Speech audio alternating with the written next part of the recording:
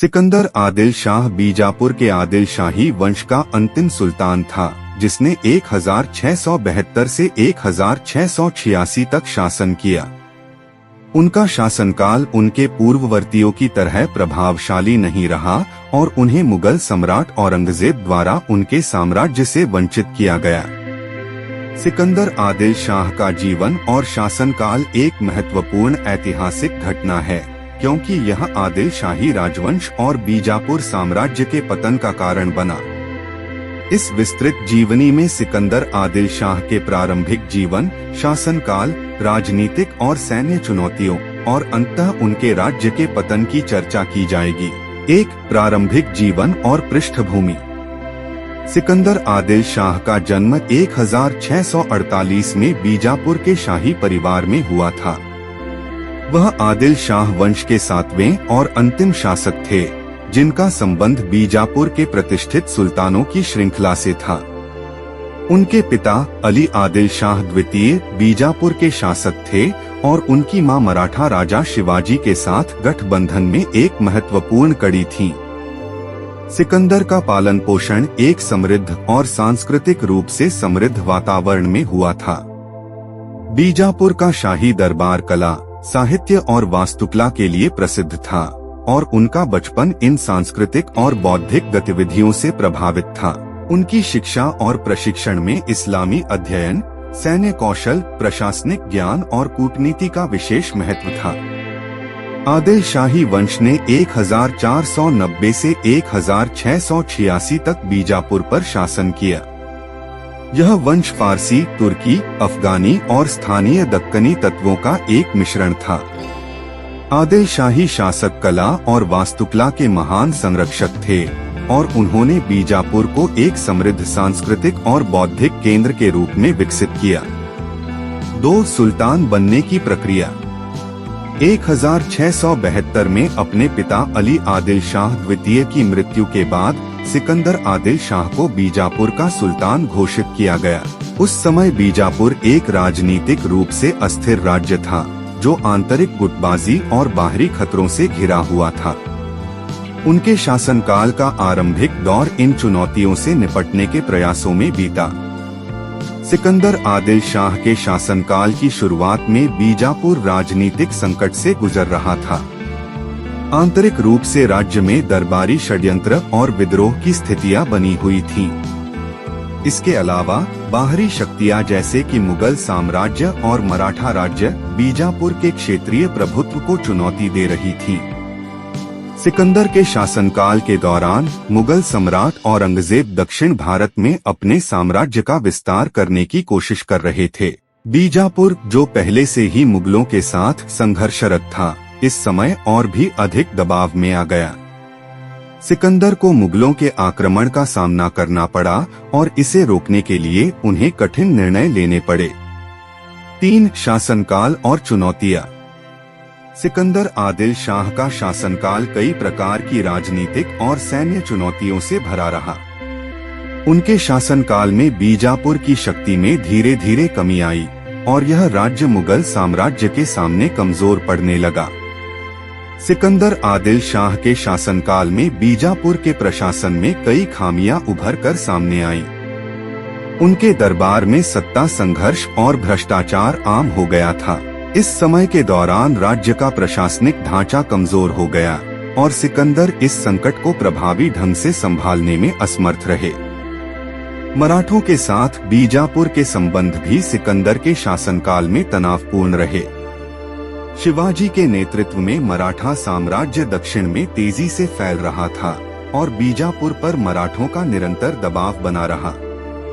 सिकंदर को मराठों से बार बार सैन्य संघर्ष करना पड़ा, जिससे उनके राज्य की सैन्य और आर्थिक स्थिति कमजोर हो गई। सिकंदर आदिल शाह के शासनकाल की सबसे बड़ी चुनौती मुगल आक्रमण था। औरंगजेब ने बीजापुर को अपने साम्राज्य में मिलाने के लिए कई बार आक्रमण किया। बीजापुर की सेना मुगलों के सामने टिक नहीं पाई और लगातार संघर्षों ने बीजापुर को कमजोर कर दिया। 4 मुगलादिल शाही संघर्ष। मुगल और आदिल शाही वंश के बीच का संघर्ष सिकंदर आदिल शाह के शासनकाल का केंद्रीय पहलू था। यह संघर्ष बीजापुर साम्राज्य के पतन का मुख्य कारण बना। मुगल सम्राट औरंगजेब की दक्षिण नीति का मुख्य उद्देश्य दक्कन के राज्यों को अपने अधीन करना था।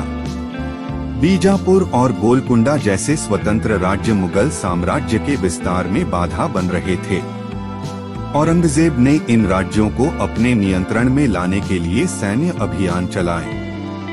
सिकंदर आदिल शाह ने मुगलों के आक्रमण का विरोध करने के लिए अपने सैन्य बलों को संगठित किया।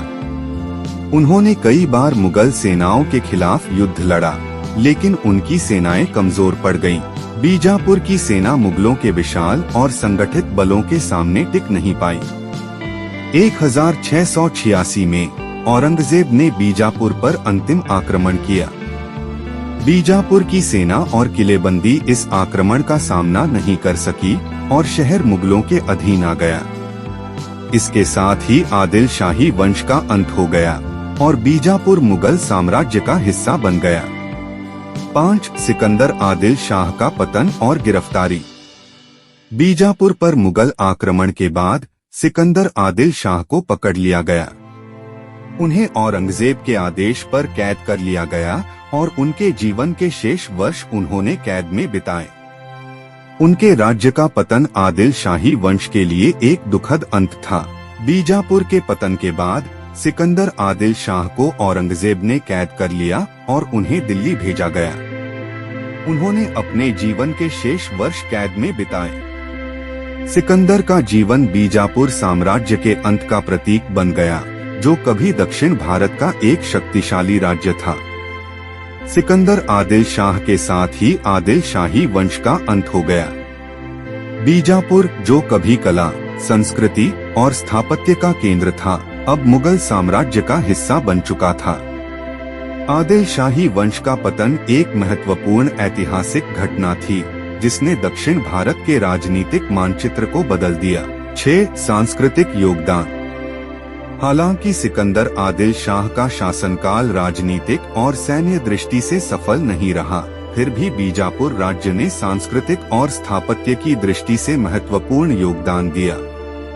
सिकंदर के पूर्वजों द्वारा निर्मित भवन और स्मारक आज भी बीजापुर की सांस्कृतिक धरोहर का हिस्सा हैं। आदिल शाही वंश बीजापुर में शानदार स्थापत्य कला के लिए प्रसिद्ध था। इस वंश ने बीजापुर में कई भव्य मस्जिदों, मकबरों और महलों का निर्माण कराया, जिनमें से कई आज भी अस्तित्व में हैं। गोल गुंबज, जो बीजापुर का सबसे प्रसिद्ध स्मारक है, इस वंश की स्थापत्य कला का उदाहरण है। आदिल शाही दरबार में साहित्य और संस्कृति को भी महत्वपूर्ण स्थान प्राप्त था। सिकंदर आदिल शाह के पूर्वजों ने कवियों, कलाकारों और विद्वानों को संरक्षण दिया, जिससे बीजापुर एक सांस्कृतिक केंद्र बन गया। हालांकि सिकंदर का शासनकाल सांस्कृतिक दृष्टि से उल्लेखनीय नहीं था, फिर भी उन्होंने इस धरोहर को संजोने की कोशिश की।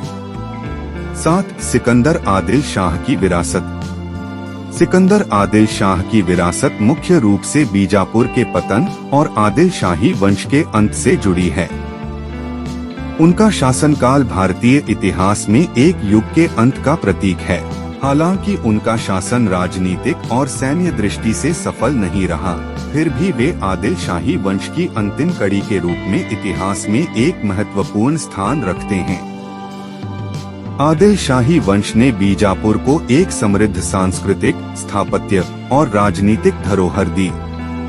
इस वंश की स्थापत्य कला, जैसे गोल गुंबज और अन्य स्मारक, आज भी बीजापुर की पहचान है। इस वंश की सांस्कृतिक धरोहर भारत के इतिहास में एक महत्वपूर्ण स्थान रखती है। सिकंदर आदिल शाह का शासनकाल एक युग के अंत का प्रतीक है। उनके शासन के दौरान बीजापुर का पतन हुआ, जो भारतीय इतिहास की एक महत्वपूर्ण घटना थी। उनके जीवन और शासन से यह स्पष्ट होता है कि राजनीतिक और सैन्य कमजोरियां किसी भी राज्य के पतन का कारण बन सकती हैं। सिकंदर आदिल शाह का जीवन और शासनकाल भारतीय इतिहास के एक महत्वपूर्ण कालखंड का हिस्सा है। उनके शासनकाल में बीजापुर राज्य ने अपने आखिरी दिन देखे और अंततः मुगल साम्राज्य का हिस्सा बन गया। सिकंदर आदिल शाह की विरासत एक युग के अंत और एक समृद्ध सांस्कृतिक धरोहर की कहानी है। उनका जीवन और शासन हमें यह सिखाता है कि सत्ता और प्रशासनिक कमजोरी एक राज्य के पतन का कारण बन सकती है, चाहे वह कितना भी समृद्ध और शक्तिशाली क्यों न हो।